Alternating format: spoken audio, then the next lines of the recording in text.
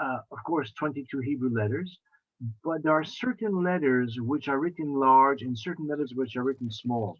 And we have a tradition, and close study bears out the factual nature of this tradition, that every letter of the Aleph Bet is represented in Tanakh as a large letter, at least in one case. So, for example, the letter Daled in Echad or the letter Ayin in Shema, those are large letters. The letter Beis in Bereshis is large. And every letter of the Aleph base is found somewhere in Tanakh in an enlarged form. According to our tradition, it is supposed to be written larger. Equally, we have small letters, letters which are written smaller in a diminutive form. And again, every letter in the Aleph base is represented somewhere in Tanakh in those distinctive ways, large and small. Now, the large letters, I mentioned a couple of them already. The large base, Bereshis is maybe the most well known, and there are other large letters. There's a large Lamed, etc. Of the small letters in the Torah and in Tanakh generally, probably the most well known is our little Aleph in the word Vayikra. If you have a Chumash with you, so you can see for yourselves that the letter Aleph is written small. And as I said, probably this is the most famous of the small letters because it's here right in the beginning of the book of Vayikra. Now, Rashi generally does not direct his attention to letters large and letters small, even though some of the drashos associated with them are very compelling or maybe very almost consistent with the pshat, with this added value to the letter, like the base in Bereshis, the very beginning of the Torah. Rashi doesn't turn his attention to it, probably because al derech hapshat, a letter is a letter, al derech hapshat, at this simple level. It's read like that letter would be large or small. It's still read in the same way. And Rashi, therefore, does not give his attention to it. And I presume this is why Rashi doesn't say anything about the small letter Aleph here as well. Nevertheless, there is quite a well-known interpretation of this little Aleph. It's so well known that many people think Rashi must say it. It's not in Rashi. And it is found, it's not in the Medrash either, interestingly, or it is not in the classical Medrashim. It is found in the Baal HaTurim, Rabbeinu Yaakov Baal HaTurim, the good friend of our good friend, Dr. Yaakov Schmidt. So he studies the teachings of his namesake. And Yaakov Baal HaTurim has a comment which, as I said, has become quite well known. It's interesting. I would just observe that Baal HaTurim tends to be very original. He often does quote Midrashim as well, or without referring to them, but what he says is found sometimes in other sources, but frequently there's great originality. It's interesting that this comment is found in the writings of his father, the Rosh, in the name of his Rebbe, Maharam Rottenberg. So if you've heard of Rabbi Meir of Rottenberg, he was the mentor of the Rosh, who in turn was the father of the Baal HaTurim. We once spoke in a biographical sketch about him as well, about Baal HaTurim, the tour, and we mentioned a little bit about the traditions and the actual historical personality of Maharam Rottenberg. But that's just by the by. I can apologize again. I've got a great weakness for history and biographical information. So this Parish that I'm going to share with you in a moment is quite well known, and actually it is found in the writings or attributed to Rabbi Meir of Rottenberg, who lived in the 12th century in Germany, Rottenberg, obviously in Germany. And he says the following. The Medrash says that the word Vayikra is an expression of chiba, an expression of love. And Rashi already mentioned that. For those who have Rashi, I hope that you do. So take a look at the very first Rashi, Vayikra el Moshe, l'chol dibros l'chol amiros l'chol tzivim kadamat kriya. That kriya, calling, precedes all of the communications of Hashem to Moshe, even though it's not written every time. But the fact that it's written here suggests that Hashem always calls to Moshe. He doesn't just burst in upon him. Rashi says, Lashon chib, an expression of love, of affection. Lashon shemalachei ashar mishtamshin bo. This is a turn of phrase used by the malachim. V'kara ze el ze v'amar. So similarly, when Hashem himself speaks to Moshe, vayikra elav, vayikra el Moshe, he calls to him first out of love. So we see vayikra as an expression of love, and Rashi says that this reflects the love of Hashem, so to speak, to Moshe, And it's contrasted with the way that Hashem appears to a heathen prophet, of whom the most famous heathen prophet, of course, is Bilam. And with regard to Bilam, it says, Vayikar Elokim el Bilam. God, so to speak, happened upon. Vayikar is related to the word mikra, happenstance. So whereas Vayikra suggests love and affection, Vayikar suggests something which is accidental, something which is just inadvertent. That doesn't mean that God inadvertently happened to communicate with Bilam, but it suggests that for Bilam, it wasn't an experience that he could anticipate regularly. Sometimes God would appear to him when God had a message for him. Also, it was only at night, only in a dream, in a trance, and that sort of thing. So one thing we see clearly from this Rashi, that Vayikra is an expression of love. Vayikar is an expression of something incidental. It may have other negative connotations as well, which Rashi also refers to. Asher kar chavaderach, we find in the case of Amalek as well.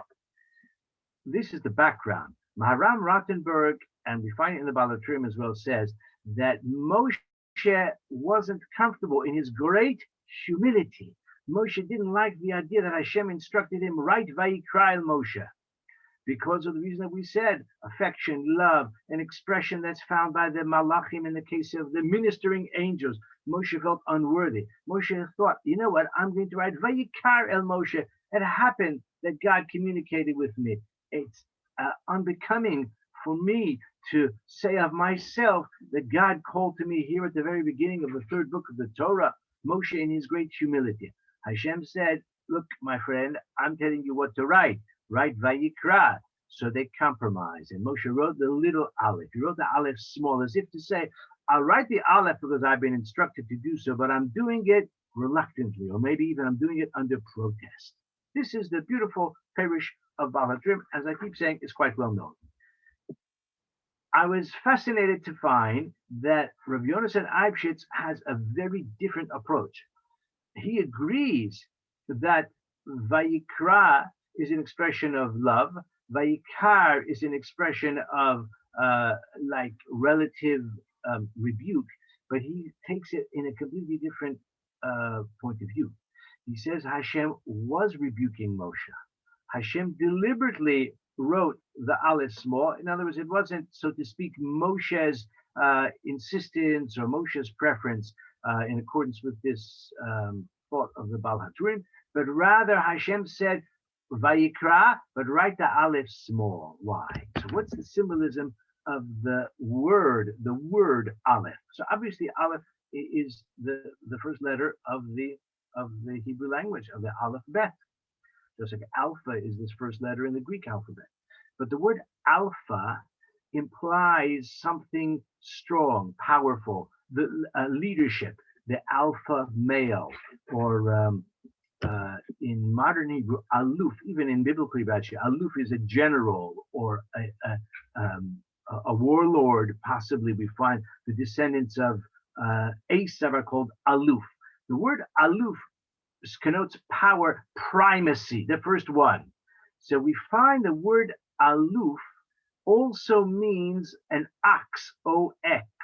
Alufeinu mesubalim, our oxen are laden.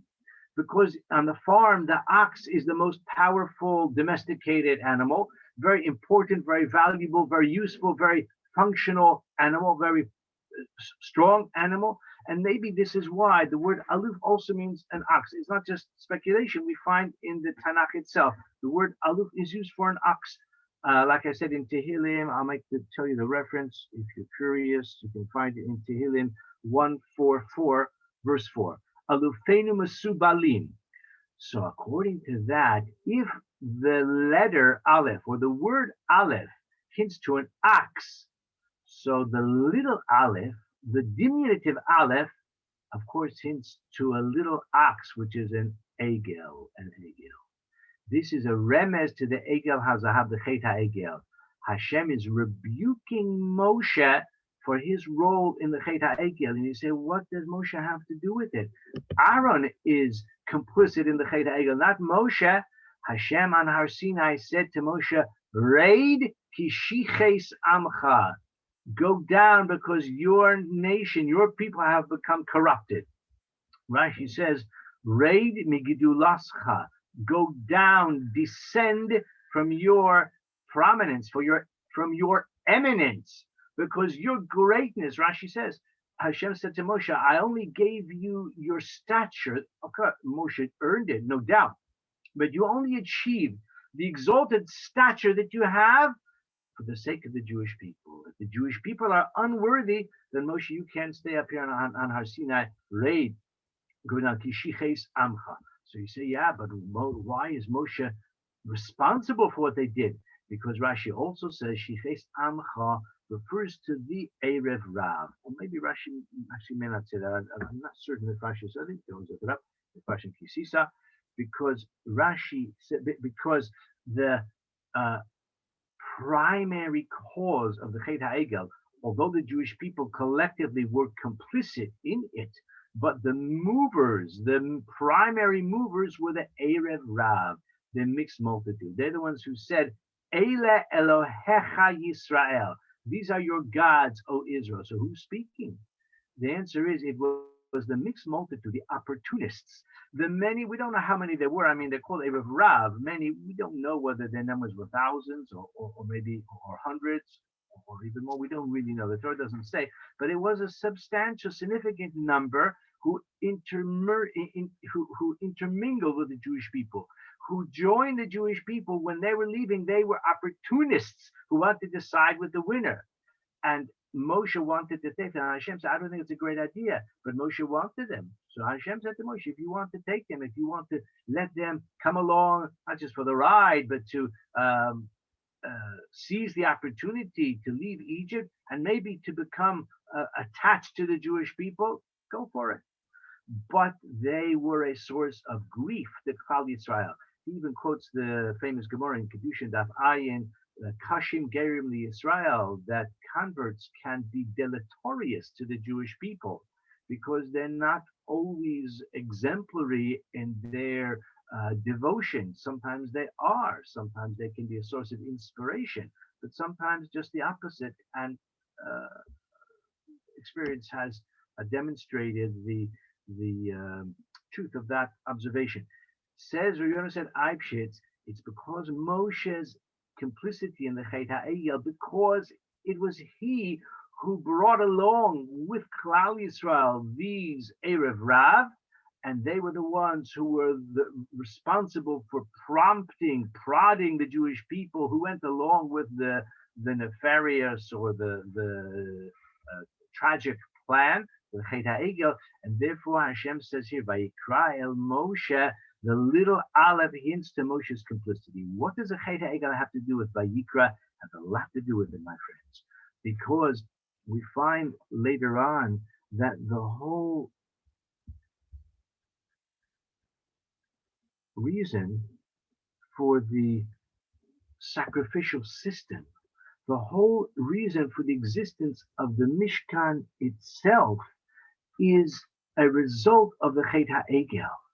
It was because the Jewish people demonstrated their inability to serve God in the absence of the tangible, visible trappings of the sacrificial or the cult of serving God in a defined way. That's why the Mishkan was even necessary in the first place. We find later on in Parasha Shmini, just show you the reference if you want to take a look at it. It's chapter 9, verses 2 and 7. You can take a look there if you want right now, if you like. There, the Torah indicates, or according to Rashi's explanation, that the purpose of the Mishkan was to indicate or to enable the rehabilitation after the Chet HaEgel, and Aharon himself was reluctant to even approach the altar, the Mizbeach, because it reminded him of the Egel, of the golden calf. And therefore he was embarrassed, he was humiliated because he was still, the memory was still vivid in his mind, and he recognized that there's a connection between the Chet HaEgel and the need for the Mishkan in the first place. So with that in mind, we can understand why Rashi I'm sorry, why Yonatan Eibeschutz says that there was a remez to the Chet HaEgel here. So the little Aleph is like a diminutive ox or bull, which is of course a calf. So it was a remez to Moshe's role in the Chet HaEgel, and it was deliberate, so to speak. I mean, I keep saying that because obviously what is in the Torah is the product of Hashem's instruction. But according to this approach, Hashem wanted that letter Aleph to be written small in order to hint to this idea Alufeinu Mesubalim, because the word Aleph or Aluf is also a word for ox, and this is the symbolism here. Okay, let's continue now. So we've explained the little Aleph. Let's look now at the next pasuk. Just turning. I've got a few pages to turn because there's so many pages of commentary just on the first verse. Yeah. Okay. Pasuk base. A man who brings from among you an offering to God. Now, the word Adam is not, I mean, it's certainly not uncommon, but it's not the most frequently encountered word when the Torah is describing a mitzvah that is addressed to the Jewish people.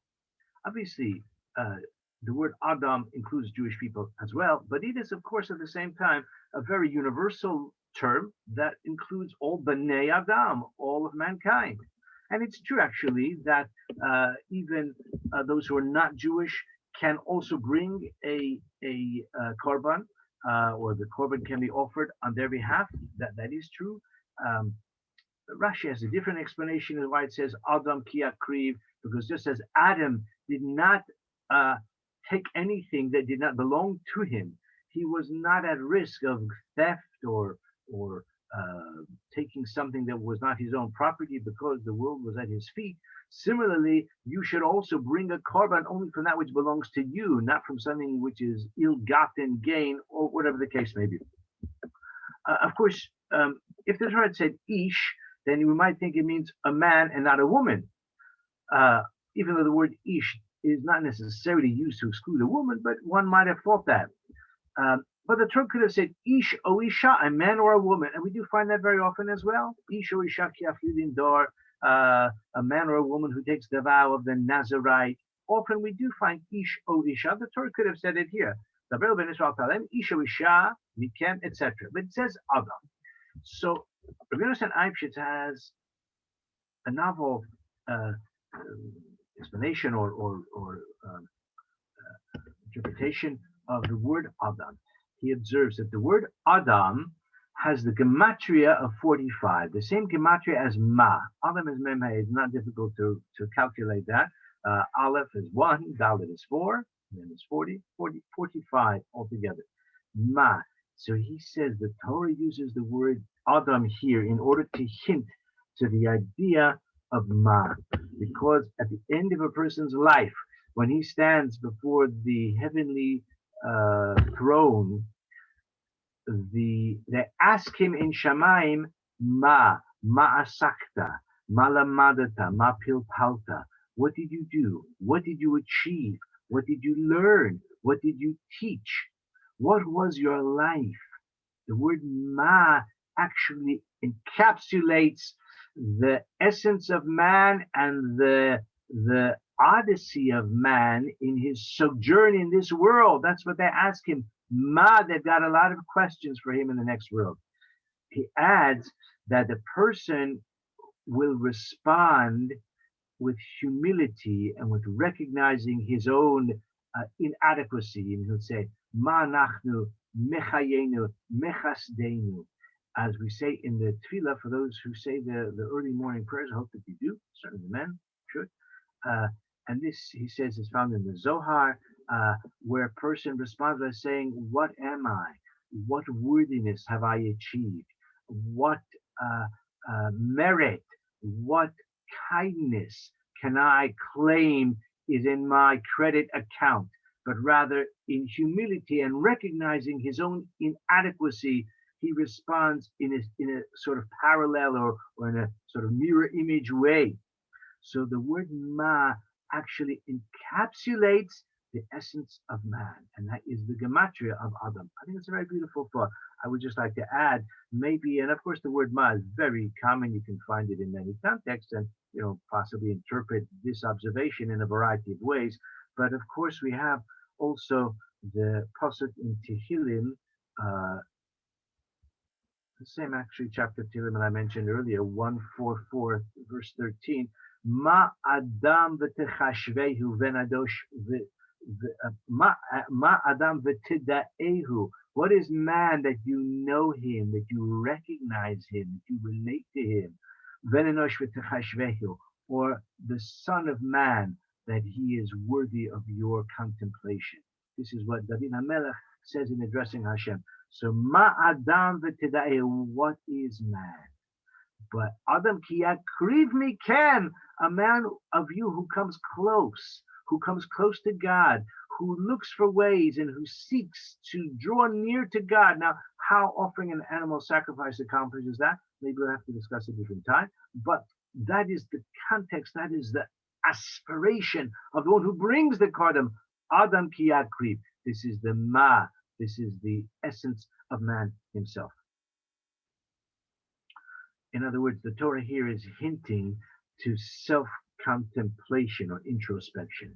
When the Torah says, "V'amatalem Adam ki yakriv," the reader should think of the word ma. What am I? Am I really worthy? Hopefully I am. Hopefully I am. And with that, I want to turn to the final thought I want to share with you today. And wouldn't you know it, it's in the very next verse as well. Also, Gimel.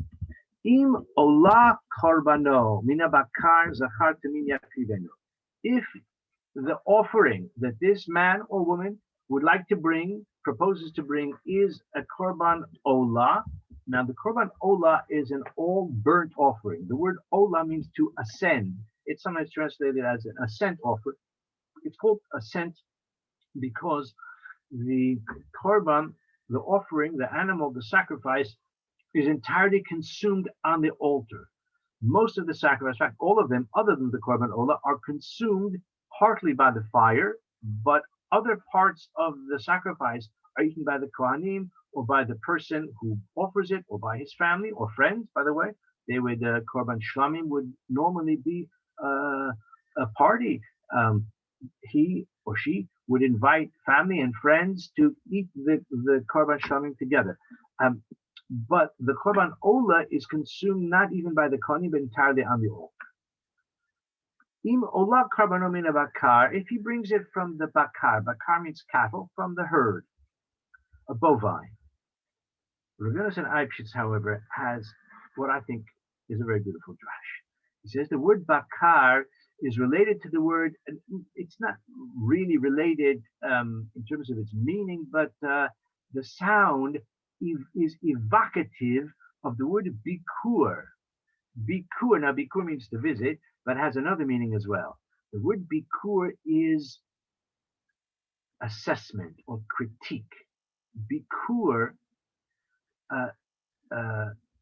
is the process of reflection or examination. It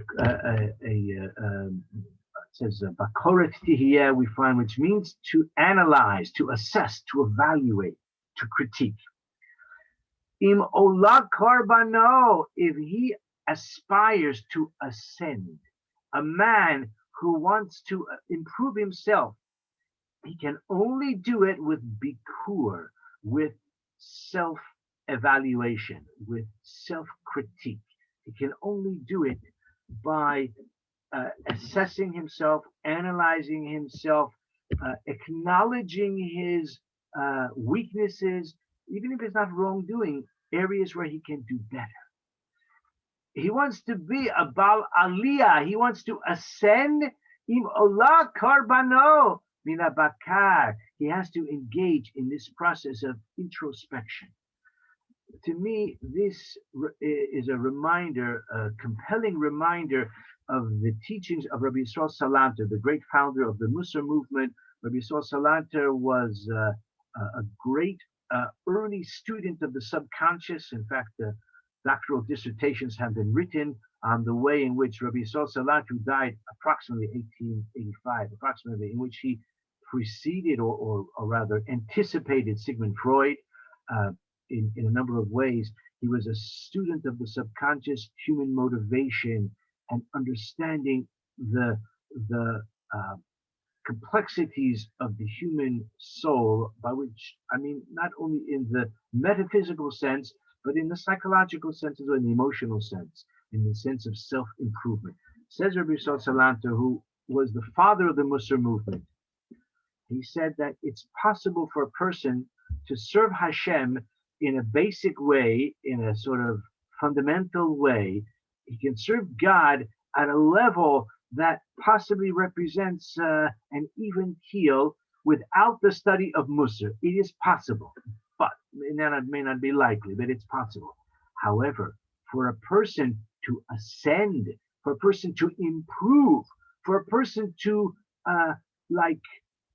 transform himself, for a person even to transform one bad midah character trait and to make it to something better.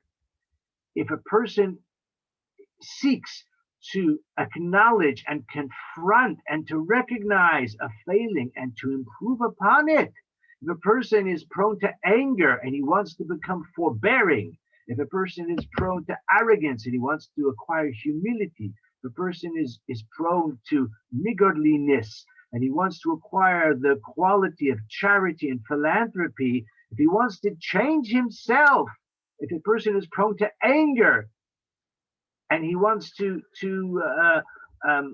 as I said, to become patient and to be in control of his emotions, he says to do that without Musar is like trying to hear without ears or trying to see without eyes. You don't have the mechanism by which to achieve that. So this is im olah karbano. If a person wants to ascend, if he wants to improve, he wants to climb, he needs self-evaluation. He needs self-criticism. He needs to acknowledge his own shortcomings. He needs to look closely at himself. That's the only way he can improve. Just to follow the analogy of the height, I would say, again, building on Rabbi Yisrael Salanter's pithy aphorism, he says it's like seeing, trying to see without eyes or to hear without ears. I would say if a person gazes up at the second story or the maybe higher 10th story of a building and he wants to get up there, he cannot possibly do it without a ladder, without stairs, without a lift. There has to be some mechanism. A person does not have it within his ability to ascend to a higher level without the tools to achieve it, without the means to achieve it. The means for that starts with min habakar, but bikur, in which a person considers and assesses his own abilities, his own achievements, his own weaknesses, his own failings, and seeks as the continuation of that process, sets himself about improving those qualities. So thank you very much. We've managed at least to finish within our half-hour allocation tonight. So I will let everyone first, if there are any questions, happy to take questions, and those who have Pesach preparations to turn to, then as I said, we've ended in time to allow for that. Not that I'm trying to make you feel guilty in case you're not doing Pesach cleaning right away.